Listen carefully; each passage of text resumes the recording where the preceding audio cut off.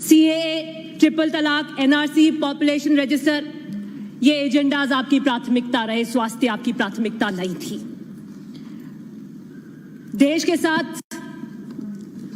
क्या आपको दूरदर्शिता की सोच रखनी थी, उसकी प्लानिंग आप नहीं कर रहे थे। होम मिनिस्टर की पुलिस विफल रही दिल्ली को सुलगने से रुकने से। कोविड-19 प्रबंधन व लॉकडाउन की आर्थिक स्थिति की इस चर्चा में आपने मुझे बोलने का मौका दिया, बहुत बहुत धन्यवाद। हम एक गंभीर दौर से गुजर रहे हैं। पहली बार ये वायरस वुहान के अंदर, हुबई प्रोविंस के अंदर दिसंबर 2019 में आइडेंटिफाई हुआ, और मैं यह तारीख है इसलिए दे रही हूं क्रमबद्ध तरीके से क्योंकि इसकी अहमियत है। 31 दिसंबर को पहली बार चीन के अंदर इस निमोनिया के तरीके से एक नया वायरस आया।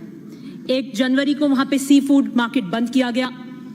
9 जनवरी को WHO ने रिकॉग्नाइज किया। 10 जनवरी को कोविड-19 दुनिया के साथ साझा किया गया। 11 जनवरी को पहली मौत हुई और 13 जनवरी के बाद में दूसरे देशों, भारत में, ईरान में ये फैलने लग गया। 12 मार्च को WHO ने इसे पैंडेमिक घोषित कर दिया, वह ग्लोबल हेल्थ इमरजेंसी घोषित कर दिया। फ्लैटनिंग कर्व की इंपॉर्टेंस को WHO ने दर्शाया, जिसको सेंटर फॉलो नहीं कर पाई, जिसका औचित्य था कि कर्व को स्लैगर करने से, नए केसेस लॉन्ग पीरियड तक करने से लोगों को बेहतर केयर एक्सेस हो पाएगी। 12 फरवरी को ही राहुल गांधी जी ने अपने ट्वीट में सरकार को चेताया और कहा कि आप इस वायरस की भयावह जो आने वाला है, जिससे आर्थिक स्थिति और जानमाल का जो भयानक खतरा आने वाला है, उसे सचेत कराया ताकि सरकार इसका नियंत्रण प्रबंधन कर सके। लेकिन 12 फरवरी को सरकार ने उन पर ध्यान नहीं दिया, लेकिन फरवरी में दिल्ली दहर रही थी, सुलग रही थी। सीएए, ट्रिपल तलाक, एनआरसी, पॉपुलेशन रजिस्टर, ये एजेंडाज आपकी प्राथमिकता रहे, स्वास्थ्य आपकी प्राथमिकता नहीं थी। देश के साथ क्या आपको दूरदर्शिता की सोच रखनी थी, उसकी प्लानिंग आप नहीं कर रहे थे। होम मिनिस्टर की पुलिस विफल रही दिल्ली को सुलगने से रुकने से। और एक विशेष सेइंग है रोम के बारे में, emperor Nero was fiddling while Rome was burning. उसके बाद में आप लॉकडाउन घोषित करते हैं और 24 मार्च को 4 घंटे के नोटिस के ऊपर बिना किसी प्लानिंग के आप लॉकडाउन घोषित करते हैं। मैं इन तारीखों को इसलिए कह रही थी क्योंकि this lockdown was purposely delayed. पूरे देश के स्वास्थ्य और जनमानस को ताक पे रख दिया अपने पॉलिटिकल मोटिव्स को हासिल करने के लिए। आप मध्य प्रदेश की सरकार को टॉपल करने के लिए इस लॉकडाउन को स्थगित कर रहे थे। 23 मार्च को 9 बजे शिवराज सिंह जी चौहान मुख्यमंत्री की शपथ लेते हैं और 24 मार्च को देश में नेशनल लॉकडाउन लगता है। अभी बहुत सारी तोहमतें पहले लगा रहे थे कि सरकार होटल में थी, कोरोना का आप ध्यान नहीं देते, कोरोना का आप प्रबंधन नहीं करते, सरकार संवेदनशील नहीं है। 8 मार्च को जब 3 चार्टर प्लेन, 6 मंत्री और 9 MLA को बेंगलोर के होटल में रहते, तब आपको कोविड की चिंता नहीं हुई। 10 मार्च को रेजिग्नेशन एक्सेप्ट हो जाते हैं और जब ये सब कुछ हो जाता है तब आप लॉकडाउन की व्यवस्था करते हैं मात्र 4 घंटे में। आप सोचते नहीं, आप प्लानिंग नहीं करते। तालियां बजाई आपने, थालियां पिटवाई, मोमबत्तियां जलाई, लेकिन वो जो मजदूर रोडों पर आ गए उनके चूल्हे कैसे जले इसका आपने नहीं सोचा। और सबसे पहली मौत भी कर्नाटका में हुई कोविड से। बिना तैयारी के जल्दबाजी में सब्जियां खेतों में सड़ी, मंडियों में सड़ी, ग्राहकों तक नहीं पहुंच पाई, किसानों को कीमत नहीं मिली, उपभोक्ता को सब्जी नहीं मिली, एसेंशियल कमोडिटीज की आवक घटी, 60% सड़क पर थी ट्रक्स, 1 करोड़ दुकानें बंद हो गई, ट्रांसपोर्ट कीमतें 4 गुना बढ़ गई, राज्यों और राज्यों के बीच की सप्लाई चेन चरमरा गई। नतीजन जमाखोरी और काले बाजारी और इन्फ्लेशन पूरे हिंदुस्तान के अंदर बढ़ गया। ये आपने किया, ये प्रबंधन था आपका। और नेशनल डिजास्टर एक्ट है जो ये कहता है, जिसका सेक्शन 6(2) ये कहता है, the national disaster management authority under the national disaster management act which is to be presided over by the Prime Minister of India with 9 nominated members will have a national plan for a national disaster and covid is certainly a national disaster. लेकिन आप कोई national plan के साथ नहीं आए, आप 4 घंटे में ऐसे लॉकडाउन के साथ में आए जिसने आपने पूरे आर्थिक रूप से हर समाज के वर्ग को आपने चरमरा कर रख दिया।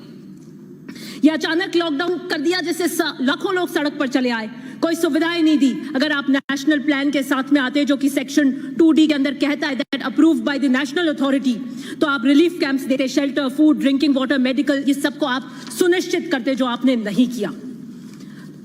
मैं मजदूर की एक व्यथा कहना चाहूंगी कि हमने हृदय विदारक देखा किस तरीके से मजदूर आया था, हमारे रोंगटे खड़े हो गए। आपने उसको तिरस्कृत किया, उसे दरकिनार किया।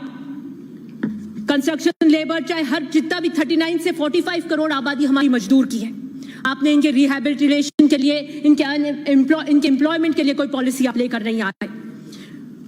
फिर आपने बसेस चलाने का थोड़े टाइम बाद में, कुछ अवधि के बाद में, जब पूरा देश एक स्वर में इनके लिए इनकी व्यथा को बोलने लगा, तब आपने कहा point A two point B buses जाएंगी, जो कि पॉसिबल नहीं थी। आप बाहर से लाने के लिए प्लेन ला सकते हो, लेकिन मजदूरों के लिए आपकी प्राथमिकता नहीं है। फिर आप ट्रेन लाने की बात करी आपने, और उसके फेयर भी आपने नहीं दिए। कांग्रेस प्रेसिडेंट ने उसी वक्त तुरंत PCC चीफ्स को लेटर लिखा कि सारा फेयर कांग्रेस वहन करेगी। तब आपके स्पोक्स पर्सन ने कहा कि आप झूठ और राजनीति कर रहे हैं, 85% हम दे रहे हैं और 15% दे रहे हैं, उसके लिए कोई सर्कुलर नहीं था, लेकिन आप अपना झूठ बोलते रहे। आपने मजदूर के लिए कोई फाइनेंशियल स्टिमुलस नहीं दिया, बस PM ने आखिर में जाके माफी मांग ली कि मुझे माफ कर दो। तबाह करके आपका माफी मांगने का यह अंदाज भी गजब है। मैं मजदूर की एक व्यथा पढ़ना चाहूंगी। जा रहे हैं हम, जैसे आए थे वैसे ही जा रहे हैं। 2-4 पोटलियां साथ थी तब भी, आज भी, और ये देह, लेकिन आत्मा पर खरोचे अब इतनी बढ़ गई हैं, कौन देखता है, कौन रोकता, तो शायद रुक भी जाते, कोई दिखलाता आंख में पानी, इतना कहता कि ये शहर तुम्हारा भी है। उन्होंने भी नहीं देखा पलटकर, जिनकी घर की दीवारें हमने चमकाई। उन्होंने भी कुछ नहीं किया, कहा जिनकी 1300 डिग्री पर कांच पिघलाकर चूड़ियां बनाई। इन सब प्लास हथौड़े के पीछे एक हाथ है, यह हाथ कोई नहीं देखता। ये वो हाथ जिसे दूसरे हाथ की ऊष्मा चाहिए, वो उस ऊष्मा की बात कर रहा है, उस सोशल सिक्योरिटी नेट की बात कर रहा है जिसको गवर्नमेंट ऑफ इंडिया को देना चाहिए था। इसे सिक्योर करने में आप विफल रहे, ये आपकी चीज है। अभी आप कह रहे थे कि आप हमारी सराहना क्यों नहीं करते। मैं किसान वर्ग से आती हूं और किसान की बात करूंगी। रबी की कीमतों के अंदर 50,000 करोड़ से ज्यादा अधिक नुकसान हुआ, आपने एक पैसा किसान को नहीं दिया। प्रोक्योरमेंट बढ़ाने की जरूरत थी, गेहूं, सरसों, चने की, आप नहीं बढ़ा पाए। लोन अदायगी को आपको डिले करना चाहिए था 6 मंथ, आपने नहीं किया। क्रेडिट सीट्स आपको देने चाहिए थे, आपने नहीं किया। You should have purchase every ounce of food grain at MSP, आपने नहीं किया। आपको GST हटा देनी चाहिए थी फर्टिलाइजर, पेस्टिसाइड्स और एग्रीकल्चर इक्विपमेंट पे, आपने नहीं किया। आपको कम से कम 10,000 रुपए ट्रांसफर करने चाहिए थे 8.22 करोड़ PM किसान योजना अकाउंट्स के अंदर, उनको पैसा देकर आर्थिक सिक्योरिटी देनी चाहिए थी, जो आपने नहीं की। इससे कहीं पहले आपने फसल बीमा योजना, मौसम आधारित बीमा योजना में केंद्र वाली प्रीमियम राशि को 100% कट कर दिया और आप किसान के घड़ियाली आंसू बहाते हैं। एग्रीकल्चर सबसे बड़ी इकोनॉमिक एक्टिविटी का हिस्सा है। फिर बात करिए रिटेल सेक्टर, जो 35.41% इकोनॉमिक एक्टिविटीज का हिस्सा है, 20% एम्प्लॉयमेंट जनरेट करता है, उसे भी इन्होंने कुछ नहीं दिया। छोटी दुकानें बंद हो गई, सप्लाई चेन्स टूट गई, बट इन्होंने कुछ नहीं किया। एक विकट इकोनॉमिक इमरजेंसी की सिचुएशन में, क्राइसिस में लाकर हमारे देश को इन्होंने खड़ा कर दिया, और ये कहते हैं कि आप हमारी सराहना क्यों नहीं करते। बिल्कुल, अनएम्प्लॉयमेंट 27 ईयर्स में सबसे ज्यादा पहले ही था, और कोरोना के कारण और ज्यादा हो गया, लेकिन आप कोई एम्प्लॉयमेंट के लिए रिहैबिलिटेशन पॉलिसी नहीं लेके आए। डिमांड क्रिएट करेंगे तो सप्लाई क्रिएट होगी, डिमांड बंद है इसलिए सप्लाई बंद है। डिमांड क्रिएट करने के लिए पैसा फ्लो करने की जरूरत है इकोनॉमी के अंदर, जो आपने नहीं किया। You didn't do. हम बार बार, कांग्रेस ये कह रही थी कि 7,500 का कैश बेनिफिट ट्रांसफर आप दीजिए, पैसा दीजिए, इकोनॉमी को पंप कीजिए, इन लोगों को फाइनेंशियल स्टिमुलस और फाइनेंशियल प्रोटेक्शन दीजिए, लेकिन आपने नहीं दिया।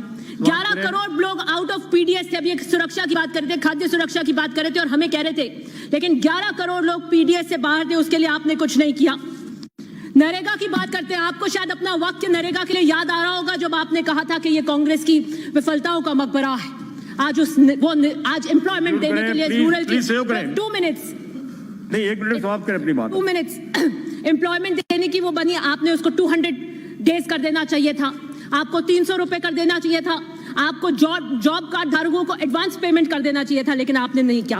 हाँ, मैं मानती हूँ कि 61,000 करोड़ की जगह आपने 1 करोड़ अलॉटमेंट कर दिया, 1 लाख करोड़, जिसमें 84,000 करोड़ आउटस्टैंडिंग लाइबिलिटीज के साथ इट्स ओनली 84,000 करोड़। ये भी कांग्रेस के प्रेशर में किया। आपने कोई डायरेक्ट ट्रांसफर्स नहीं किए। अगर आप 5,000 करोड़ से भी करते तो 65,000 करोड़ बनते 13 करीब लोगों के लिए, लेकिन आपने नहीं किया। लेकिन आपने क्या किया? आपने लोन्स राइट ऑफ किए 68,000 के लिए, जो आरटीआई में पता। राहुल गांधी जी ने संसद में पूछा कि वो 50 कौन से घोटालेबाज हैं जो डिफॉल्टर्स हुए, आपने उसकी सूची नहीं दी।